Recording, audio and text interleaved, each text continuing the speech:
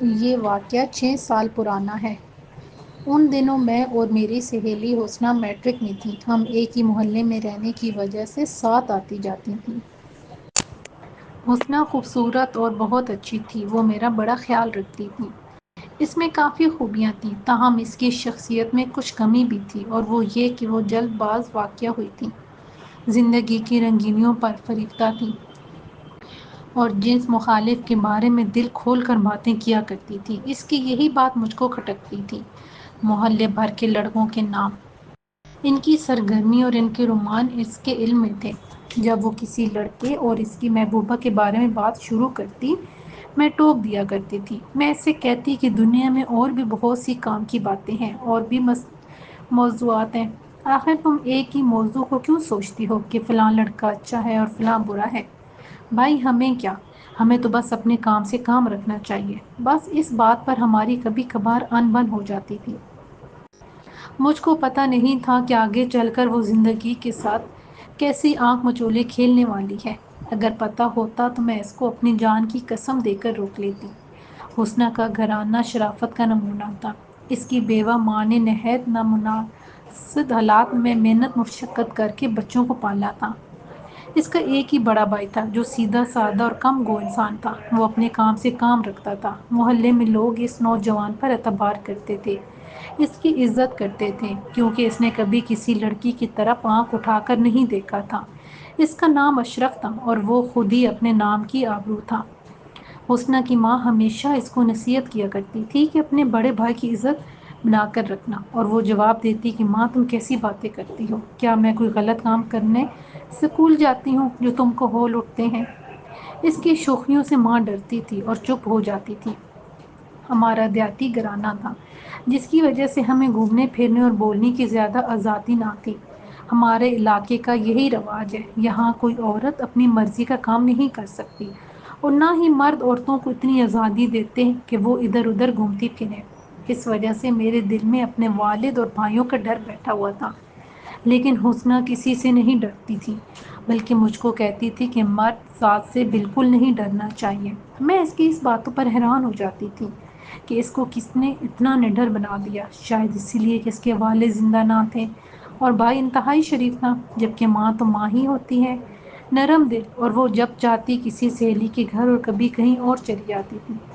ایک دن حسنہ بولی، شازیہ مرد ذات تو بہت باوفا ہوتی ہے، یہ ہم عورتیں ہی بے وقوف ہیں جو مرد کی اس صفت سے فائدہ نہیں اٹھاتی۔ میں نے کہا، لگتا ہے تمہارے ساتھ بھی کسی نے وفا کی ہے۔ بولی، ابھی تو نہیں، مگر جو بھی میرا ہوگا مجھ سے وفا ضرور کرے گا، دیکھ لینا۔ ایک دن ہم سکول سے آ رہی تھیں۔ ہم باتوں میں اتنی گم تھیں کہ ارد گرد کا ہمیں ہوش نہ رہا تھا۔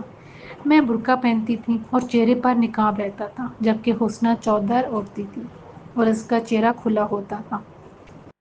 ہم جو ہی ایک دکان کے سامنے سے گزرے، ایک نوجوان کود کر ہمارے سامنے آ گیا اور اس نے حسنہ کے کندھے پر زور سے دھپ لگا دیا، جس کی وجہ سے وہ زمین پر گر گئی اور اس کی کتابیں بھی ادھر ادھر بکھر گئیں۔ اس کو بڑا غصہ آیا۔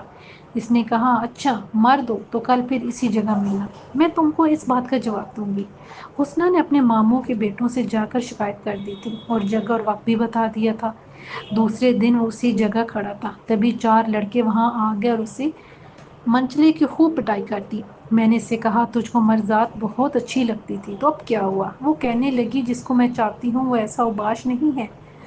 پوچھا، اچھا تو وہ کون ہے جس کو تو چاہتی ہے؟ بولی، وہ میرے سپنوں کا شہزادہ ہے، ابھی نہیں بتاؤں گی، جب موقع آئے گا تب بتاؤں گی۔ پہلی بار اس نے اقرار کیا تھا کہ وہ کسی کو چاہتی ہے، اور اب وہ مجھ سے پوچھتی کہ کیا تجھ کو بھی کوئی چاہتا ہے؟ میں جواب دیتی، اگر کوئی چاہتا تو چاہتا رہے، مجھ کو کیا، مجھ کو تو اپنے والدین کی عزت کا پاس رکھنا ہے۔ تب وہ میرا خوب مذاق اڑاتی اور کہتی، تم ہو ہی بدذوق، خاندان کی عزت کی پاسبان۔ غرض وہ میرا خوب مذاق بناتی، کہتی، یہ زندگی 4 دن کی ہے، اس کو اپنی مرضی سے گزارنے کا حق ہر انسان کو ہے۔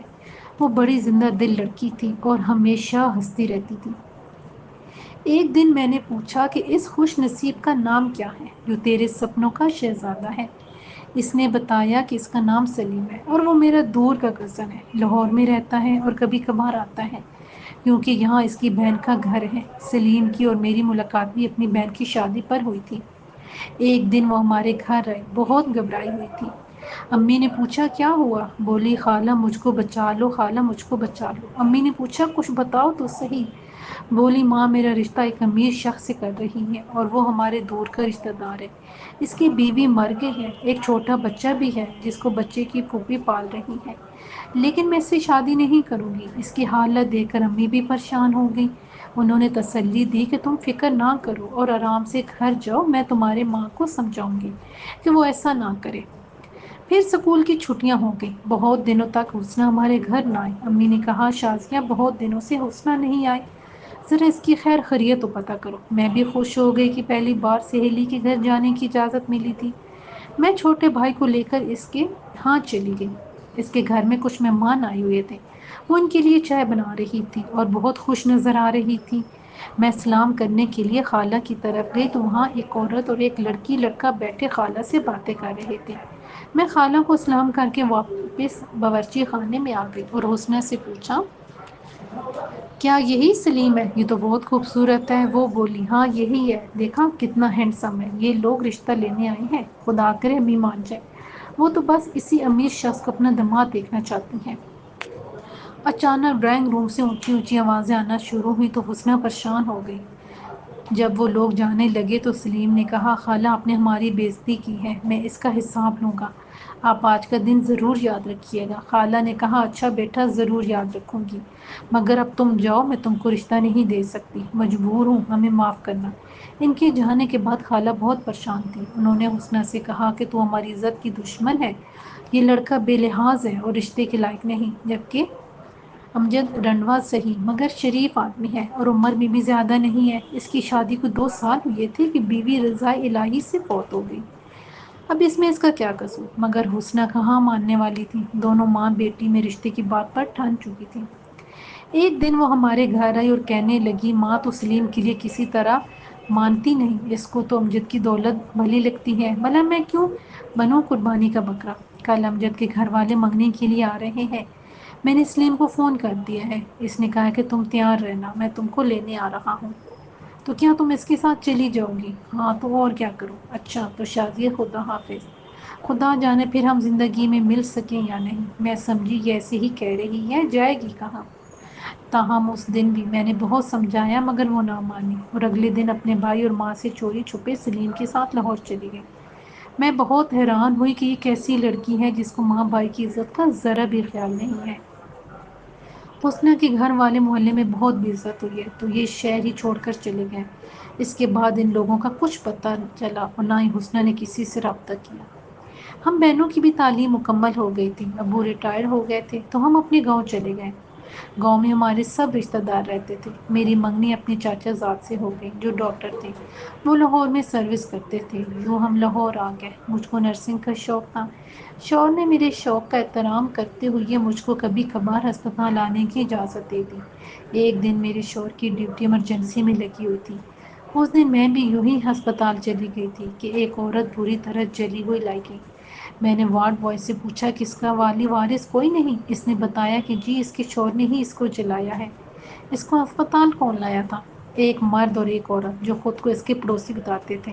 میرے شوہر نے مجھے وہاں دیکھا تو کہا کہ میں اس عورت کو دیکھ لوں کیونکہ اس کے پاس کوئی اس کا اپنا نہیں ہے۔ میں اس کے قریب گئی، وہ ہوش میں تھی اور تکلیف سے کرا رہی تھی، مجھ کو دیکھتے ہی پہچان گئی۔ بولی تم شازیہ ہو نا؟ اس کی آواز جب میرے کانوں سے ٹکرائی میں یکدم ماضی میں چلی گئی۔ مجھ کو یاد آ گیا کہ یہ آواز تو میری سہیلی حسنہ کی ہے۔ میں نے پوچھا تو حسنہ ہے؟ ہاں شازیہ، مجھ کو اس عذاب سے بچا لو، میں ہی تیری بد نصیب سہیلی ہوں۔ میں نے فوراً اپنے شوہر کو بلایا اور کہا اس کی تکلیف کم کرنے کے لیے کوئی دوا دو۔ انہوں نے پہلے ہی اس کو انجیکشن دیے ہوئے تھے، پھر بھی انہوں نے خصوصی توجہ دی۔ میں تمام رات اس کے پاس رہی۔ اگلے دن بھی وہ بولنے کے قابل نہ تھی۔ اس کے پڑوسی حال دیکھنے آئے، کچھ پولیس کی کارروائی بھی ہوئی۔ جب حسنہ بات کرنے کے قابل ہوئی تو اس نے بتایا کہ سلیم سے شادی میں نے اپنی مرضی سے کی تھی، لہٰذا نہ میکے والے کو مجھ سے پوچھتے اور نہ سسرال والے، جس کی وجہ سے یہ آدمی شیر ہو گیا۔ یہ اتنا ظالم نکلا کہ اس نے میری زندگی عذاب بنا دی۔ اگر سالن میں تھوڑا سا نمک تیز ہو جاتا تو یہ مجھ کو ادھیڑ کے رکھ دیتا تھا۔ 3 دن پہلے ذرا سی بات پہ یہ آپے سے باہر ہو گیا اور مجھ کو جلتے ہوئے چولہے پر دھکا دے دیا۔ جب میرے کپڑوں میں آگ لگی اور میں چیخنے چلانے لگی تو مجھ کو بچانے ہسپتال لے جانے کے گھر سے بھاگ گیا۔ یہ تو خدا بھلا کرے پڑوسیوں کا، جو بر وقت میری چیخو پکار پر دوڑ آئے اور مجھ کو اپنی گاڑی میں ڈال کر اسی وقت اسپتال پہنچا دیا، ورنہ شاید میں مر جاتی۔ حسنہ 2 ماہ ہسپتال رہی، مگر ایک بار بھی اس کا شوہر اس کو دیکھنے نہیں آیا، بلکہ وہ گھر کو تالا لگا کر کہیں روپوش ہو گیا۔ اس بیچاری کی طرف سے تو FIR تک کٹوانے والا کوئی نہ تھا۔ پڑوسی جو چشمدید گواہ تھے، انہوں نے بس اتنا کہا کہ ہم سے جو ہو سکا ہم نے کر دیا، اس سے زیادہ ہم کسی کے معاملات میں نہیں پڑتے۔